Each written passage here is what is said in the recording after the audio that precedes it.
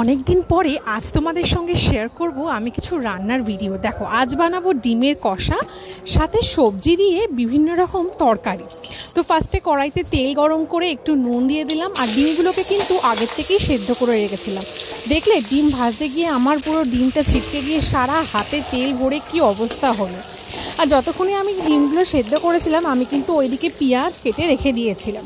দেখো, ডিমগুলো আমার লাল লাল করে ভাজা হয়ে গেল, আর এদিকে দেখো আমার আদা রসুন আর লঙ্কা পেস্টও হয়ে গেছে।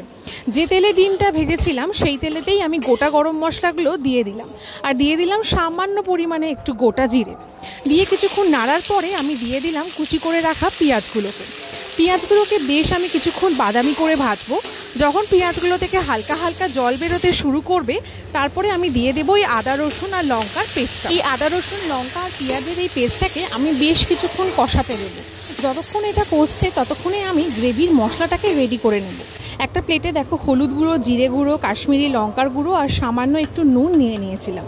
তারপরে সেটা একটা বাটিতে ঢেলে নিলাম। দিকে কড়াইতে মশলাটা যাতে লেগে না যায় তার জন্য একটু নাড়িয়ে নিলাম, আর বাটিতে দিয়ে দিলাম একটু জল, দিয়ে মশলাগুলোকে ভালো করে গুলিয়ে নিলাম। মশলাগুলো কিন্তু থিকনেসটা বেশি থাকলে হবে না, জলের পরিমাণটা একটু বেশি হতে হবে। আর মশলাগুলোকে সুন্দর করে চামচ দিয়ে গোলাতে হবে, যাতে গোলা গোলা মতন বা মশলার যাতে কোনো দানা জলের মধ্যে না থাকে।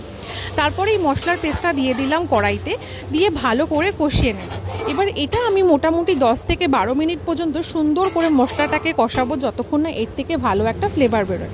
যখন এটাকে কষাবো তার মধ্যে দিয়ে দেবো একটু সামান্য চিনি, যাতে স্বাদটা ভালো ব্যালেন্স হয়। দিয়ে দেখো সুন্দর করে আমি মশলাটা কষিয়েছি। মশলা থেকে আস্তে আস্তে তেল ছাড়তেও শুরু করেছে, আর মশলাটাকে কিন্তু সুন্দর একটা অ্যারোমা আসতেও শুরু করেছে। এরপরে ডিমগুলো দিয়ে দিলাম কড়াইতে ডিমগুলো দেওয়ার পরে মশলা দিয়ে ভালো করে আমি ডিমগুলোকে নাড়িয়ে নেব, যাতে ডিমের মধ্যে মশলাগুলো সুন্দর করে লেগে যায়। তারপরে দিয়ে দিলাম একটা ছোট টমেটো, সেটাকে কুচি করে। টমেটো কিন্তু আমি পেস্ট করিনি, টমেটোটাকে ছোট্ট একটা টমেটো, সেটাকে এরকম কুচি করে দিয়ে একটু কিছুক্ষণ নাড়িয়ে তারপরে ওই বাটিতে আরেকটুখানি জল নিয়ে দিয়ে দিলাম কড়াইতে। তারপরে দেখো এটাকে দেবো সুন্দর করে একটু নাড়িয়ে কিছুক্ষণের জন্য ফুটতে।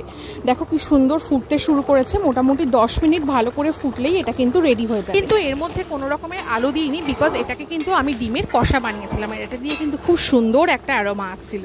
যাই হোক, একটা রান্না তো হয়ে গেছে, পালা এবার আর একটা রান্নার।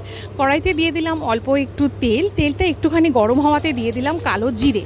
আর যে সবজিগুলোকে আমি আজকে তরকারি করব, সবজিগুলো ফ্রিজে পচে পচে নষ্ট হওয়ার থেকে আমার মনে হলো তরকারি করে নেওয়াই ভালো। আমি এর মধ্যে আলু, বরবটি, শিম, কুমড়ো সব কিছু একসাথে দিয়ে 3টে কাঁচা লঙ্কা চিড়ে একসাথে কড়াইতে দিয়ে দিলাম। কড়াইতে দিয়ে ভালো করে সবজিগুলোকে নাড়ার পরে একটু স্বাদ মতন হলুদ আর একটু স্বাদ মতন লবণ দিয়ে দিলাম।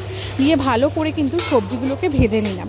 ফার্স্টে ভাবছিলাম সবজি এরকম ভাজাই করব, তারপরে দেখলাম অনেকটা বেলা হয়ে গেছে, ডাল করার মতন আর সময় নেই, করতে গেলে খেতে দেরি হয়ে যাবে, তাই জন্য আমি সবজিগুলো তরকারি করে নিই। নিজে রান্না করলে কিন্তু এটা দারুণ মজা, নিজের ইচ্ছা মতন রান্না করা যায়। দেখো, প্রথমে ভাবছিলাম ভাজা বানাবো, তারপরে সেটাকে বানিয়ে দিলাম তরকারি। যাই হোক, পরিমাণ মতন একটু জল দিয়ে দিয়েছিলাম বেশ মাখা মাখা করে তরকারি করব বলে। তারপরে বেশ কিছুক্ষণ কড়াইতে আমি ঢাকনা দিয়ে রেখে দেবো, যাতে সবজিগুলো ভালোভাবে সেদ্ধ হয়ে যায়। দেখো, আমার সবজি কিন্তু রেডি হয়ে গেছে। সবজি দিয়ে কিন্তু বেশ ভালো একটা সুন্দর অ্যারোমাও আছে, স্পেশালি সবজি তো, তাই জন্য খেতে ভালোই হবে।